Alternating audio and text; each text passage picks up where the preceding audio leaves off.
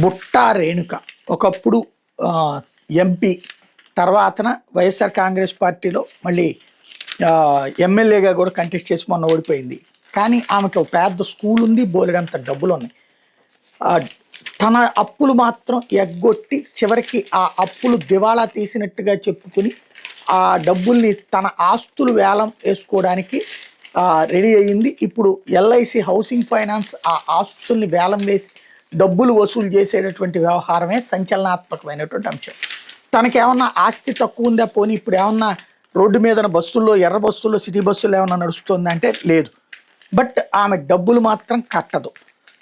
ఆవిడ మళ్ళీ రాజకీయాలకి, ఎలక్షన్స్కి మాత్రం ఖర్చు పెడుతుంది. ఇదే విచిత్రమైనటువంటి పరిస్థితి. రాజకీయాలలో ఉండేటటువంటి వాళ్ళు ఈ డబ్బులు ఎగ్గొట్టేటటువంటి వ్యవహారాలు మాత్రం తగ్గించట్లేదు. పైగా తమ లగ్జరీ లైఫ్ను మాత్రం కోల్పోవట్లేదు. బ్యాంకులకి డబ్బులు ఎగ్గొట్టేటటువంటి వాళ్ళు దర్జాగా తిరుగుతూ ఉన్నారు.